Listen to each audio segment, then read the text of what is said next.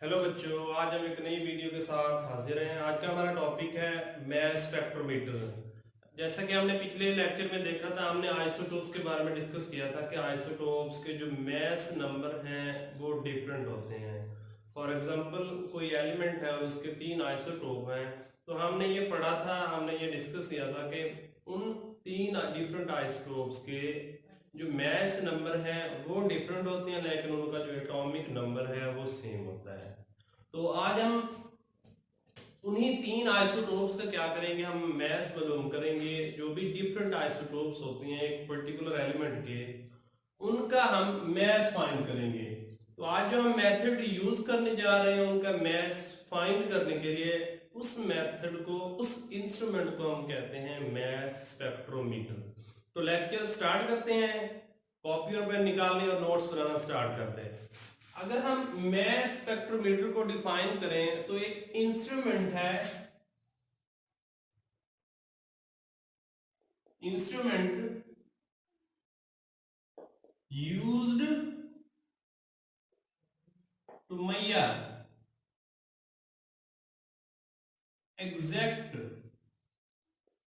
exact masses of different isotopes of an element.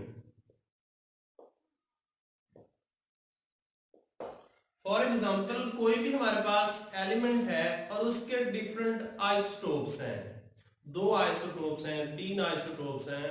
तो उन different isotopes का जब हम मैस फाइंड करते हैं कि कौन सा आइसोटोप कितना मैस रखता है, इस मैस को हम एएमयू, एटॉमिक मैस यूनिट में शो करते हैं। तो जो मेथड हम यूज करते हैं उसे हम मैस स्पेक्ट्रोमेट्री कहते हैं, और या इंस्ट्रूमेंट जो यूज होते हैं उसे हम मैस स्पेक्ट्रोमीटर कहते हैं। तो मैस स्पेक्ट्रोमीटर एक ऐसा इंस्ट्रूमेंट है जो कि यूज होता है डिफरेंट आइसोटोप्स के मैस को फाइंड करने के लिए। और ये कि हमारे पास एक एग्जैक्ट मेथड है, ये एक्यूरेट मेजरमेंट देता है मैसेस को फाइंड करने के लिए। ये थी इसकी डेफिनेशन। अगर हम इसकी कुछ एग्जाम्पल की बात करें कि हम कौन कौन से मैस स्पेक्ट्रोमीटर यूज करते हैं, तो हमारे पास 2-3 मैस स्पेक्ट्रोमीटर हैं। सबसे पहले हमारे पास है Aston's mass spectrometer,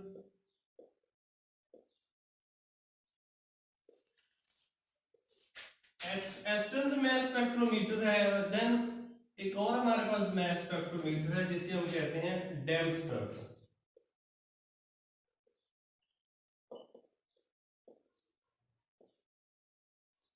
डेम्स्टर mess spectrometer. एक एस्टन्स मैस स्पेक्ट्रोमीटर है और एक है डेम्स्टर्स मैस स्पेक्ट्रोमीटर।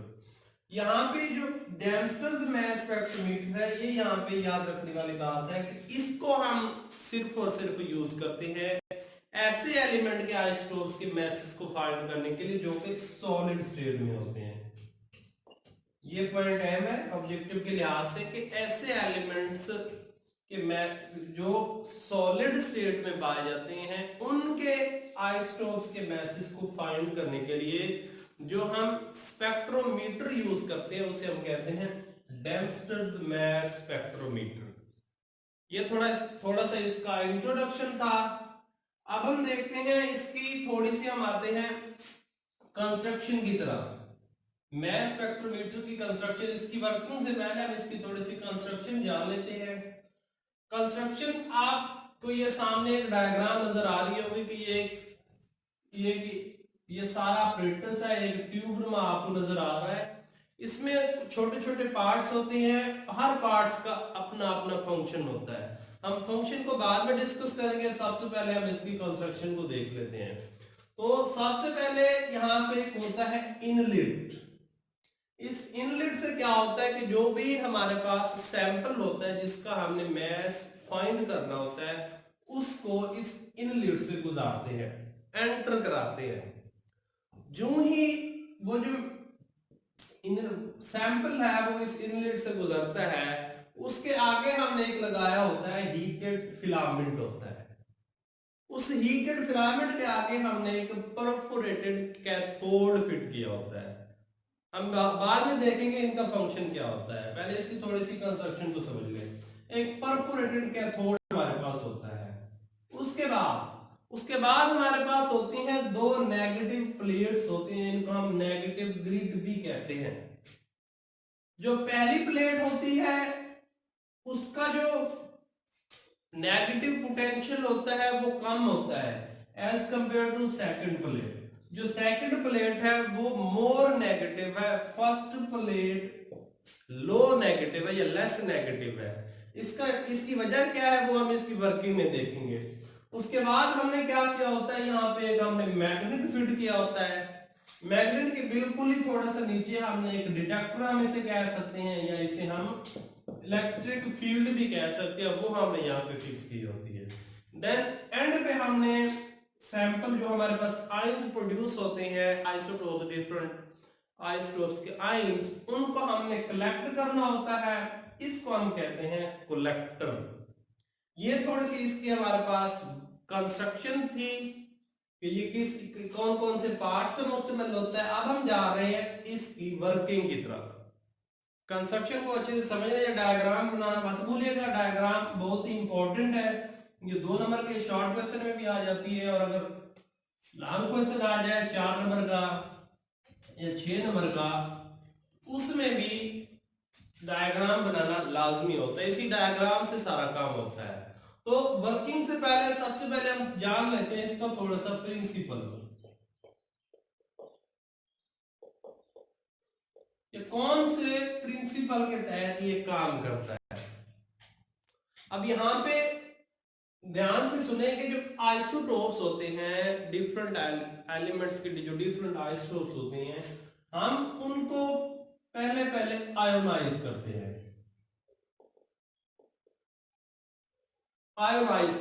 आयन में कन्वर्ट करते हैं। अब जब वो आयन में कन्वर्ट हो जाते हैं तो हर आइसोटोप्स के आयंस की जो अपनी मास टू चार्ज वैल्यू होती है, वैल्यू कह सकते हैं, इसे हम रेशियो कह सकते हैं, मास टू चार्ज रेशियो होती है। इस मास टू चार्ज रेशियो की बेस पे हम क्या करते हैं, उन डिफरेंट आइसोटोप्स के मैसेज को फाइंड करते हैं। ये यहाँ पे इसका थोड़ा सा प्रिंसिपल है कि ये जो मास स्पेक्ट्रोमीटर है ये कौन से उसूल के तहत वर्क करता है। तो ये जो मास स्पेक्ट्रोमीटर है ये मास टू चार्ज रेशियो के ऊपर वर्क करता है।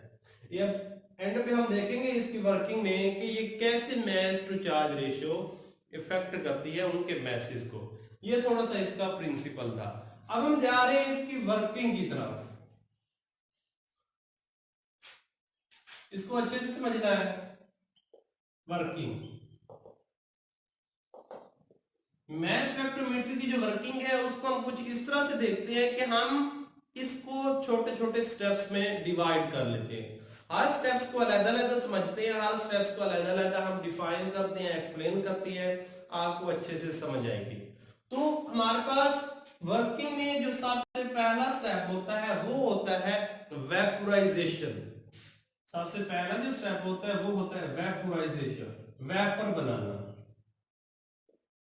अब वेपोराइजेशन किस चीज की होती है, किस चीज के वेपर बनते हैं, जो हमने सैंपल लिया होता है, सैंपल एलिमेंट जो हमारे पास होता है उसको हम वेपर में कन्वर्ट करते हैं। अब वेपर में कन्वर्ट कैसे करते हैं, उस सैंपल को हम उस इनलेट से गुजारते हैं। इनलेट के आगे हमारे पास आपको पता है कि हीटेड फिलामेंट लगा होता है।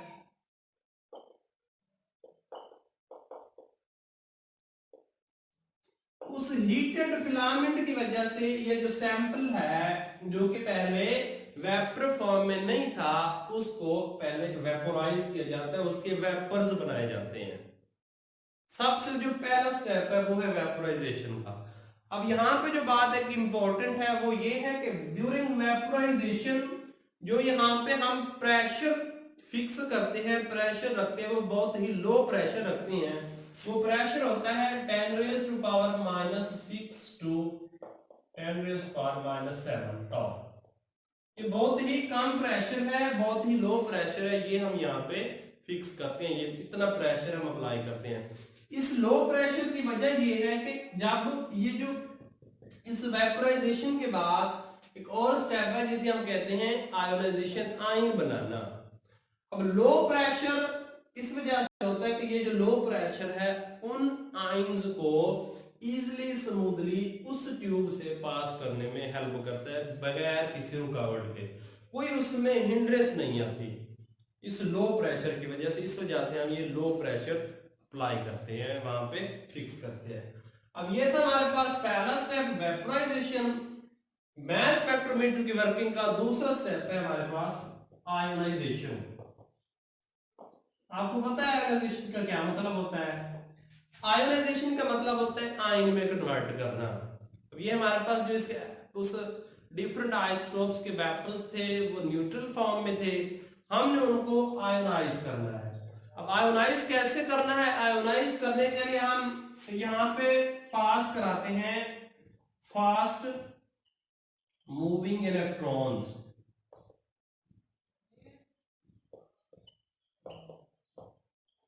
फास्ट मूविंग इलेक्ट्रॉन्स जब वहां से गुजरते हैं वो उन वेपर्स के साथ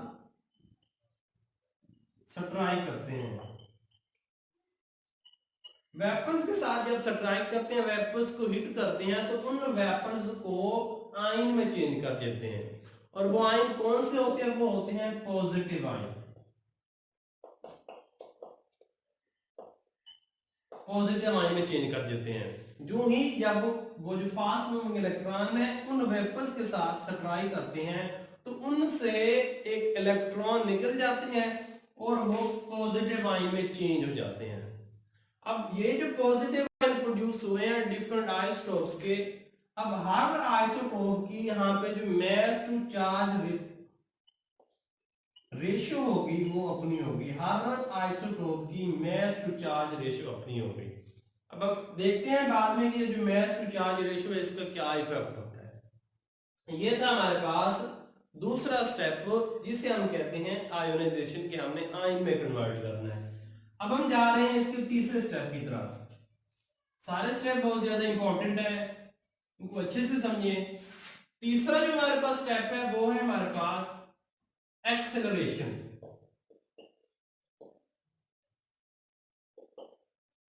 एक्सेलरेशन का मतलब होता है एक्सेलरेट करना, जो आयंस प्रोड्यूस हुए हैं उनकी स्पीड को फास्ट करना। क्लियर? जो आयंस प्रोड्यूस हुए हैं उनकी स्पीड को बहुत तेज करना, उनको एक्सेलरेट करना। इस प्रोसेस में हम आयंस को एक्सेलरेट करते हैं जो हमारे पास आयन प्रोड्यूस हुए हैं, पॉजिटिव आयन प्रोड्यूस हुए हैं। अब एक्सेलरेशन में यहाँ पे हम जो वोल्टेज अप्लाई करते हैं, जो हम पोटेंशियल अप्लाई करते हैं वो होता है 500 टू 2000 वोल्ट्स। ये हम वोल्टेज अप्लाई करते हैं या पोटेंशियल अप्लाई करते हैं ताकि ये जो हमारे इलेक्ट्रॉन्स हैं वो एक तो सिंगल बीम में मूव करें, स्ट्रेट लाइन में मूव करें, और उसके अलावा वो क्या हो, फास्टली मूव करें,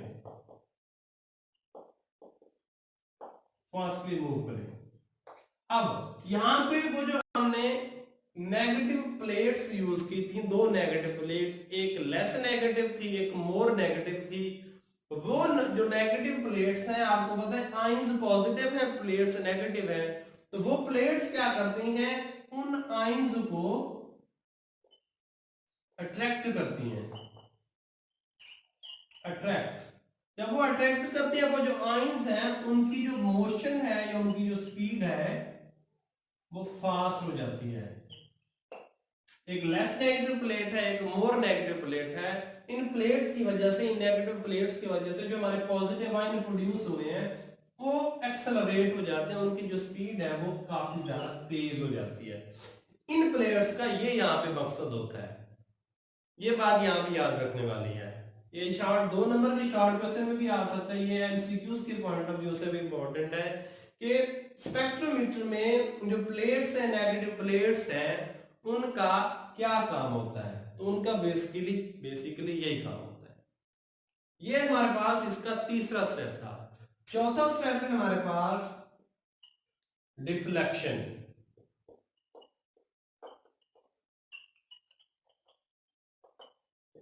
डिफ्लेक्शन।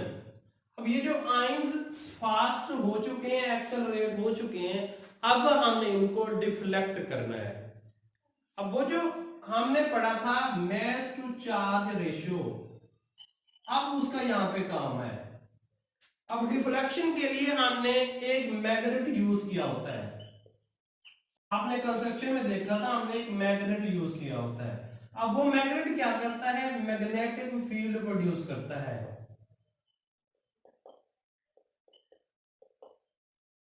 मैग्नेटिक फील्ड प्रोड्यूस करता है। इसी मैग्नेट के बिल्कुल ही थोड़ा सा नीचे हमने एक इलेक्ट्रोमीटर भी यूज किया होता है। इलेक्ट्रोमीटर, अब वो इलेक्ट्रोमीटर क्या करता है, इलेक्ट्रिक फील्ड प्रोड्यूस करता है। अब ये जो मैग्नेट है, जब इससे आइंस डिफ्लेक्ट होते हैं तो ये क्या करता है मैग्नेट, उनकी जो मास टू चार्ज रेशियो है, साफ जा रहा है, हर आयन की अपनी मास टू चार्ज रेशियो होगी। हर आयन का अपना मास होगा, उसके ऊपर उतना ही चार्ज होगा अपना। तो इस बेस पे ये जो रेशियो आती है, इसकी बेस पे ये जो मैग्नेट है उनको सेपरेट करता जाता है, डिफ्लेक्ट करता जाता है, वहां पे सेपरेट करता जाता है। अब जब ये आयंस वहां से इस मैग्नेट से डिफ्लेक्ट होके आते हैं, स्ट्रॉन्ग मैग्नेटिक फील्ड एंड इस स्ट्रॉन्ग इलेक्ट्रिक फील्ड से पास होते हैं, तो ये करते क्या है कि बारी बारी ऐसे इस इलेक्ट्रोमीटर के जो हमने यहाँ पे कलेक्टर यूज किया होता है उसके ऊपर आके ऐसे थोड़े थोड़े डिस्टेंस के ऊपर गिरते जाते हैं। क्योंकि उनका mass to charge ratio different होती है, तो हर ion mass to charge ratio different होने की वजह से डिफरेंट डिफरेंट डिस्टेंस पे फॉल करता जाता है। अब यहाँ पे क्या, हमें कैसे पता चलता है कि हर आयन की अपनी क्या है मास टू चार्ज रेशियो है। जो होता ये है कि जब ये जो आयंस है उस इलेक्ट्रिक फील्ड और उस मैग्नेटिक फील्ड से पास होते हैं, तो वो क्या करते हैं, करंट प्रोड्यूस करते हैं, वो करंट प्रोड्यूस करते हैं। अब उस करंट की इंटेंसिटी को देख के हम ये अंदाजा लगाते हैं कि कौन सा आइसोटोप्स जो है वो ज्यादा मास रखता है और कौन सा आइसोटोप्स लेस मास रखता है। अब यहाँ पे एक और हमारे पास रिलेशन है, उस रिलेशन के थ्रू हम थोड़ा सा समझते हैं। रिलेशन हमारे पास कुछ इस तरह से है कि mass over charge equals R square H square over 2e। अब ये तो हमारे पास होगी इलेक्ट्रॉन्स की मास टू चार्ज रेशियो, ये आर है इलेक्ट्रॉन्स का रेडियस, ये एच है हमारे पास strength of magnetic field,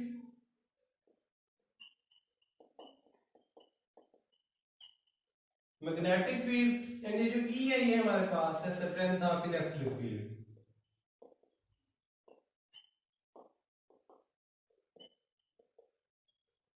strength of electric field. अब इस रिलेशन को अगर हम थोड़ा सा सिंपलीफाई करें तो ये होता है कि अगर ये जो मैग्नेटिक फील्ड है, इस मैग्नेटिक फील्ड को अगर हम कांस्टेंट रखें, इसको चेंज ना करें, मैग्नेटिक फील्ड को कांस्टेंट रखें, इसको चेंज ना करें, तो जैसे जैसे हम क्या करेंगे, ये इलेक्ट्रिक फील्ड को इंक्रीज करते जाएंगे, तो ये जो मास टू चार्ज रेशियो है ये भी इंक्रीज होती जाएगी। मास टू चार्ज, ये जो रेडियस है ये क्या इंक्रीज होगा, तो ये जो मास टू जो चार्ज रेशियो है ये भी क्या होती जाएगी, ये मास टू चार्ज रेशियो कम होती है रेडियस के बढ़ने से। ये मैं आपको बताता हूँ कि मास टू चार्ज रेशियो कैसे कम होती है।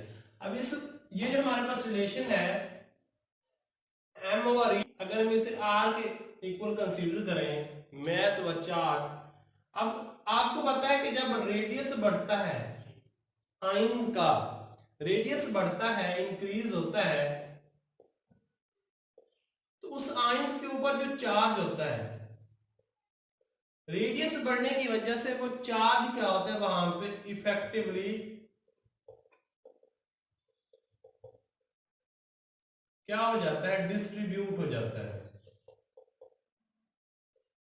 जो चार्ज है वो इफेक्टिवली डिस्ट्रीब्यूट हो जाता है। तो रेडियस के बढ़ने की वजह से ये जो चार्ज है ये बढ़ता है, सॉरी चार्ज क्या होता है, कम होता है, डिस्ट्रीब्यूट हो जाता है।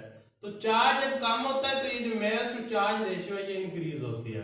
अगर रेडियस कम होगा आयंस का तो उसके ऊपर जो चार्ज होगा वो ज्यादा होगा, तो ये जो मास टू चार्ज रेशियो है ये कम होगी। ये बात यहां पे समझने वाली है। ये था हमारे पास चौथा स्टेप जिसे हम कहते हैं डिफ्लेक्शन वाला स्टेप। यहाँ ये इसको अच्छे से समझ लें। अब हम जा रहे हैं आखिरी स्टेप की तरफ, मास स्पेक्ट्रोमीटर की वर्किंग के आखिरी स्टेप की तरफ हम जा रहे हैं। आखिरी स्टेप बहुत ही इजी है। आखिरी स्टेप है हमारे पास सेपरेशन। इस सेपरेशन से पहले हम एक और बात कर लें, एक न्यू बात है, वो ये है कि जो हम ये तो हमारे पास जो मास स्पेक्ट्रोमीटर जो हमने यहाँ पे यूज किया ये काफी ओल्ड है। एक और भी हमारे पास नए मास स्पेक्ट्रोमीटर भी आ गए हैं, मॉडर्न मास स्पेक्ट्रोमीटर। मॉडर्न मास स्पेक्ट्रोमीटर वो किस तरह इस मास आइसोटोप्स के मास को फाइंड करते हैं, वो इस तरह करते हैं कि जब ये आयंस उनमें से पास होती हैं तो वो क्या करते हैं, करंट प्रोड्यूस करते हैं, और उस करंट को क्या किया जाता है, एम्पलीफाई किया जाता है। उस करंट को एम्पलीफायर के थ्रू पास किया जाता है, उसको एम्पलीफाई किया जाता है। अब उस एम्पलीफाई होने की वजह से डिफरेंट पीक्स मिलती हैं हमें ग्राफ के ऊपर। अब ये जो ग्राफ होता है ये होता है हमारे पास मास स्पेक्ट्रम।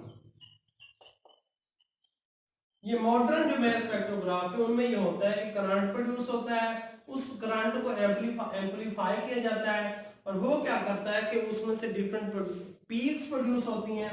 उन पीक्स से हमें क्या मिलता है, हमें ग्राफ फाइंड करते हैं। जिस आइसोटोप की ज्यादा पीक होगी, बड़ी पीक होगी, वो ज्यादा मास रखता है, और जिसकी कम पीक है वो क्या करता है, कम मास रखता है। ये मॉडर्न जो मास स्पेक्ट्रोग्राफ है वो इस तरह से वर्क करते हैं। अब हम जा रहे हैं आखिरी स्टेप की तरफ। आखिरी स्टेप है हमारे पास सेपरेशन का, पांचवा और आखिरी स्टेप है सेपरेशन। अब जो आयंस हमें हमारे पास आ गए हैं, प्रोड्यूस हो गए हैं अपने मास टू चार्ज रेशियो की बेस पे, वो डिफ्लेक्ट हो गए हैं। अब उनको हमने क्या करना है, सेपरेट करना है।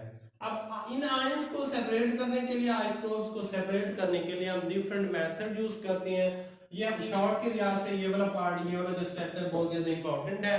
उनमें क्या होता है कि हमारे पास थर्मल डिफ्यूजन है, थर्मल डिफ्यूजन, लेजर सप्रेशन है हमारे पास, laser suppression, ultra centrifugation, centrifugation, और भी काफी सारे हमारे पास मेथड है जिनको हम यूज करते हुए ये जो हमारे पास आइसोटोप्स एंड पे आए हैं, आयंस प्रोड्यूस हुए हैं, इनको हम क्या करते हैं, सेपरेट करते हैं। ये था हमारे पास उसका आज का हमारा जो लेक्चर है। अब यहाँ पे एंड पे हमने एक बात समझनी है, वो है हमारे पास मास स्पेक्ट्रम।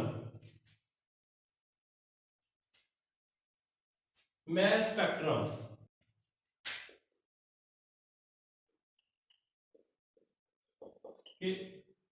आइसोटोप्स के जब हम मैसेज को फाइंड करते हैं, आइसोटोप्स के मैसेज को फाइंड करते हैं, तो वो जो रिजल्ट हम निकालते हैं वो इस मास स्पेक्ट्रम की फॉर्म में निकालते हैं। एक्चुअली ये जो मास स्पेक्ट्रम है ये होता क्या है, ये एक ग्राफ होता है। ये ग्राफ होता है मास स्पेक्ट्रम, जिसमें हम करते क्या है कि हम ऐसे ग्राफ ड्रॉ करते हैं। ये जो हमारे पास एक्स एक्सिस है, एक्स एक्सिस पे हम लेते हैं मास टू चार्ज रेशियो, और वाई एक्सिस पे हम लेते हैं number of ions. Y axis पे हम नंबर ऑफ आयंस लेते हैं। ये हमारे पास है मास स्पेक्ट्रम। एक्चुअली इसकी जो डेफिनेशन है ये शॉर्ट में आ सकता है, और ये ऑब्जेक्टिव में आ सकता है कि हम एक्स एक्सिस पे कौन सी चीज लेते हैं और वाई एक्सिस पे कौन सी चीज लेते हैं। तो एक्स एक्सिस पे हमेशा हम मास टू चार्ज रेशियो लेते हैं, और वाई एक्सिस पे हम नंबर ऑफ आयंस लेते हैं। अब इस मैस स्पेक्ट्रोमीटर में हमने जो सैंपल लिया था वो हमारे पास था, सैंपल था नियॉन। नियॉन नियॉन को हमने यूज किया था, उसको हमने क्या किया, एनालाइज किया था, उसके डिफरेंट आइसोटोप्स के मैसेज को हमने फाइंड किया था। तो जो हमें रिजल्ट मिला वो रिजल्ट कुछ इस तरह से मिला कि एक था हमारे पास नियॉन 20, नियॉन 20, नियॉन 21, नियॉन के 3 आइसोटोप्स हैं, नियॉन 22। ये 3 आइसोटोप से नियॉन के, इनके हमने क्या किए, मैसेज फाइंड किए। जब हमारे पास हमने रिजल्ट निकाला तो वो जो हमारे पास रिजल्ट था वो कुछ इस तरह से था कि ये जो नियॉन 20 था इसका जो मैस था वो था 90.89 AMU, AMU 90.89। और ये जो नियॉन 21 है ये था राउंड अबाउट 1.0 समथिंग, ये जो नियॉन 21 था। और ये जो नियॉन 22 है ये था 8.8 समथिंग, ये जो नियॉन 22 था। इस तरह हम क्या करते हैं कि ये इन एलिमेंट के डिफरेंट आइसोटोप्स के मैसेज को फाइंड करते हैं। जो मेथड हम यहाँ पे अप्लाई करते हैं उसे हम कहते हैं मैस स्पेक्ट्रोमीटर।